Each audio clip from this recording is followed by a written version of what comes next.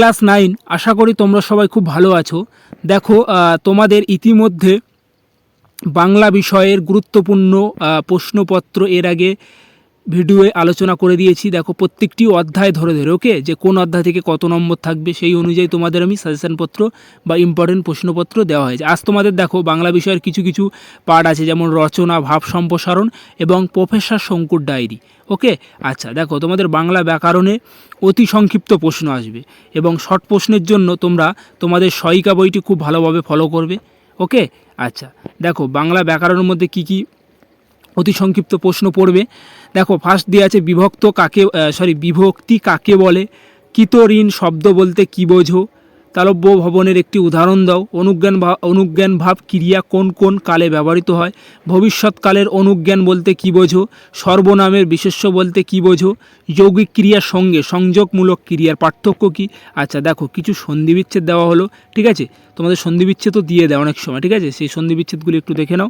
আচ্ছা পরবর্তী দেখো অবিশ্রুতি কাকে বলে, ব্যাকরণের প্রত্যয় কথার অর্থ কী, অসম্পূর্ণ ক্রিয়া কি, একটি বহুপদী বিশেষ্যকে বাক্যের প্রয়োগ করো, কর্ম নেই এমন একটি সকর্ম ক্রিয়ার উদাহরণ দাও।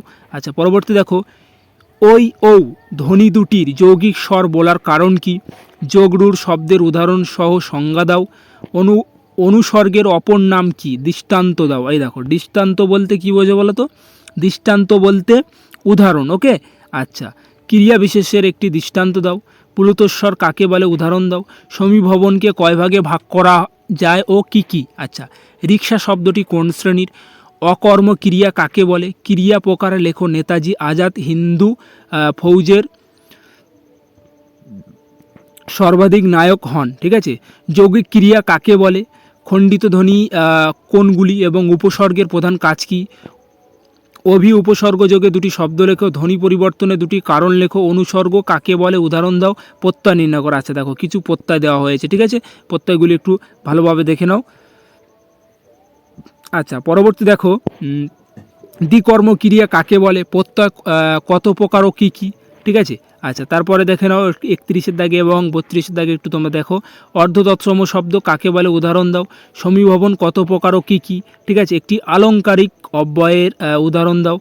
দেখো অকর্ম সকর্ম ক্রিয়ার একটি পার্থক্য লেখো। আচ্ছা তারপর ন্যায় একটি কী ধরনের অব্যয়।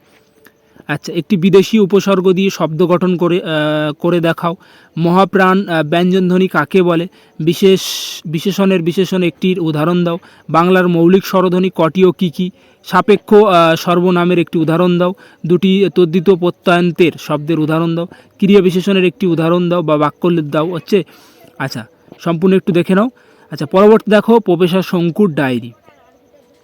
দেখো শঙ্কুর ডায়েরি থেকে তোমাদের শর্ট প্রশ্ন তো থাকবে, তার সঙ্গে দেখো শর্ট প্রশ্নের জন্য তোমরা সহায়িকা বইটি খুব ভালোভাবে ফলো করবে এবং লং প্রশ্নের জন্য দেখো স্বর্ণপর্ণী আবিষ্কারে যে কাহিনী গল্পে রয়েছে তা সংক্ষেপে নিজের ভাষায় লেখো।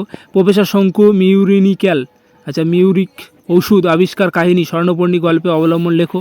আজ পর্যন্ত আমার কোনো অভিযান ব্যর্থ হয়নি, কে কাকে ধরার জন্য অভিযান চালান, সেই অভিযানের কিভাবে সফল হয়। আচ্ছা পৃথিবীর সবচেয়ে বুদ্ধিমান ওষুধের সশস্ত্রাধিকারী তুমি, কে কাকে একথা বলেন, ঔষধটির নাম কি, বক্তার উদ্দিষ্ট ব্যক্তিকে আর কি বলেছেন। ওকে, আচ্ছা তারপরে শেষ প্রশ্নটি দেখে না। দেখো তোমাদের প্রফেসর শঙ্কুর থেকে এইগুলি প্রশ্নগুলি খুবই ইম্পর্টেন্ট এবং খুবই গুরুত্বপূর্ণ। ওকে, আচ্ছা তারপর দেখো ভাব সম্প্রসারণ। দেখো তোমাদের ভাব সম্প্রসারণ থেকে তো 4 নম্বর আসবে। ওকে, কত 4 নম্বর, অনেক স্কুলে হয়তো 5 নম্বর থাকতে পারে। দেখো ভাব সম্প্রসারণগুলি একটু দেখে নাও, তোমরা একটু খুব ভালোভাবে দেখো। আচ্ছা দেখলে বুঝতে পারবো। ওকে, আচ্ছা এই 2 দাগের প্রশ্নটি খুবই ইম্পর্টেন্ট। সবার উপরে মানুষ সত্য তাহার উপরে নাহি, ঠিক আছে, অথবা চরিত্র মানুষের পরিচয়, খুবই ইম্পর্টেন্ট।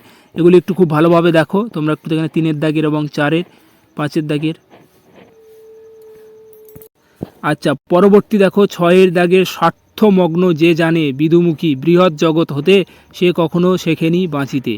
আচ্ছা পরবর্তী দেখো রাতের যদি সূর্যলোকে ঝরে অস্ত্রধারা সূর্য নাহি ফেরে শুধু ব্যর্থ হয় তারা। আচ্ছা দেখো ভাব সম্প্রসারণগুলি আরেকবার একটু দেখে নাও।